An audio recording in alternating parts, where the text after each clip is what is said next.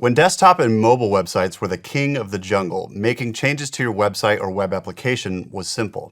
If you had an existing site but then made some changes to add a few new features, users of the website would see those changes almost instantly when you upload that code to the server. Now, when the iPhone came along, Apple introduced an app store to make a larger profit, control their ecosystem, and protect users against malicious applications. It worked. Soon after, when Android came around via Google, they adopted the same model. On an app store, anything available to download to your phone has passed a series of tests and met a set of prerequisites. This ensures the apps there aren't going to ruin your phone or be otherwise malicious. On the upside, though, the App Store model ensures a high-quality selection of applications, and the revenue split generates a healthy profit for Apple and Google. On the downside, app stores mean that tech companies and developers that want to be included must follow strict guidelines, plus a manual human approval process before anyone can download it. This can take days or weeks, and the guidelines aren't always very simple.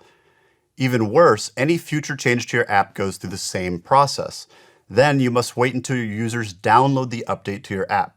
You can see how this might be troublesome if you accidentally released a buggy version and need to get the working version to your users as soon as possible. Knowing all of this, imagine how hard it is to orchestrate the process of 10, 20, or more developers and teams, all simultaneously making changes to the respective parts of an app in an effort to get them to the end user.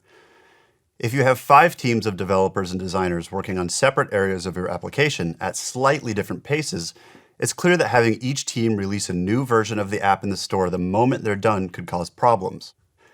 Potentially, each of the 5 teams could be done on different days of the week, leading to 5 new updates of that app in the App Store during that week, which is a poor outcome and really annoying to end users. This issue is solved organizationally in different ways at different companies, but one of the most popular methods is something often referred to as release trains. Here's how it works.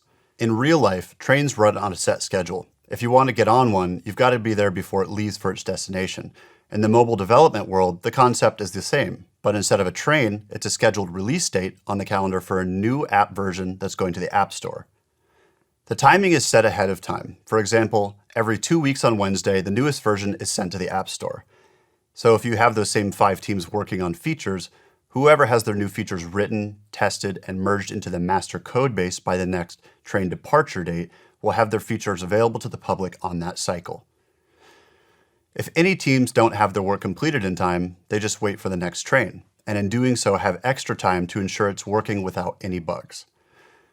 This model works well because it stops users from being spammed by constant updates, allows for easier internal engineering planning, and most importantly, helps out stakeholders like the marketing team, enabling them to plan the promotions around a relatively rigid schedule of releases.